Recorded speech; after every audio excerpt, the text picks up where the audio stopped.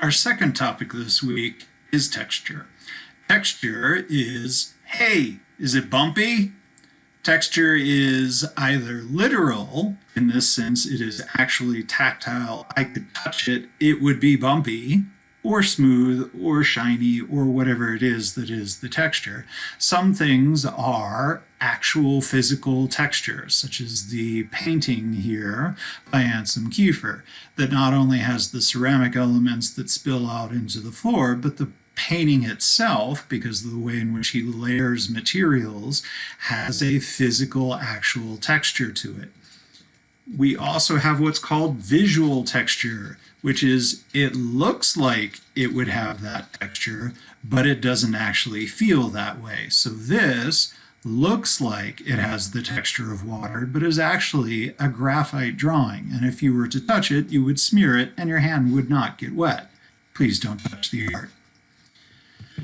The abstract or non-objective equivalent of visual texture is what we will call invented texture. Invented texture is when it still looks like it would have a physical texture to it, but instead of using the illusionism of tricking my eye from visual texture, it's just that my eye likes to interpret things and wants to figure out the appearance of the texture.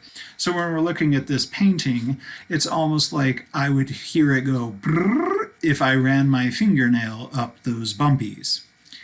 So we've got tactile, you could touch it and it feels the way it's supposed to. Visual, your eyes are lying to you, but we're going to go ahead and believe it because we're not allowed to touch the art. And invented, my eyes lie to me so hard, I believe it even when it's just squiggles. One thing we want to do is to differentiate between visual texture, which relies on a certain amount of illusion. It looks like soft hair. Therefore, my eye interprets that if I were to touch this painting, it would feel like hair. If I actually touched this painting, it would feel like I was getting arrested because you're not allowed to touch the art. Visual texture tricks your eye. Conventional texture, on the other hand, relies on a symbolic visual language, and you understand it, but it doesn't actually look like it. So the way in which a child is going to draw hair doesn't actually look like hair. I've been told, I don't have any familiarity with it myself.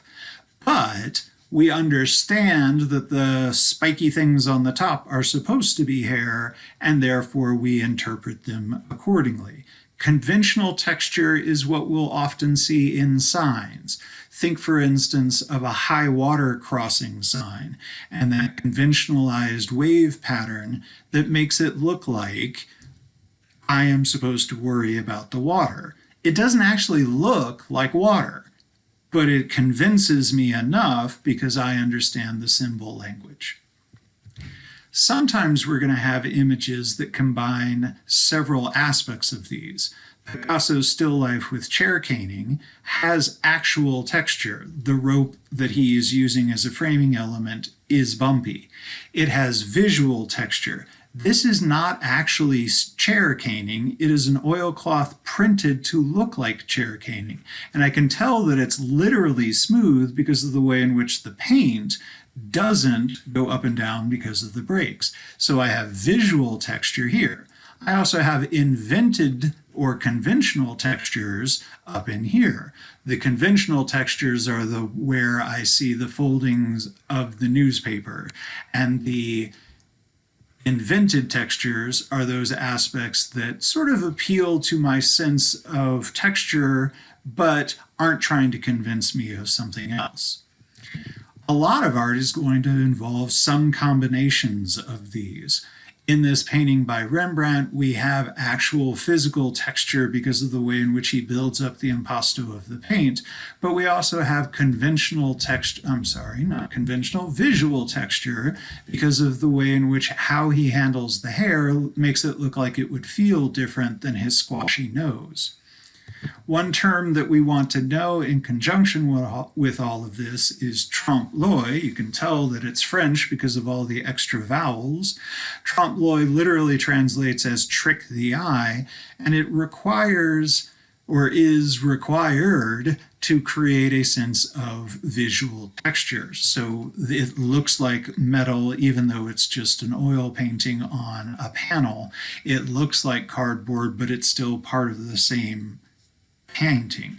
So when we are having something that is so convincing that I believe the visual texture thoroughly, we would describe it as trompe-l'oeil. Now, before I completely hang up, you're going to make some sketches that show me actual tactile texture, collage or tape down something into your sketchbook that is actually bumpy, and then you're going to create something that is visual texture where you draw that same composition of bumpy stuff. So tape a bunch of things into your sketchbook and then draw the things that you taped into your sketchbook in a way that is convincing.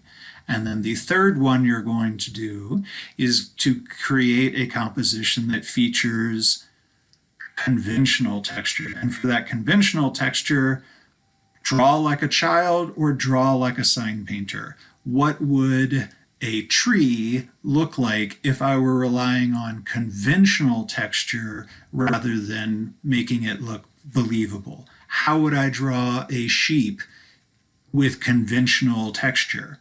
Incidentally, the difference between a sheep and a cloud is just legs, because both of them are going to use the same kind of conventional puffy lines.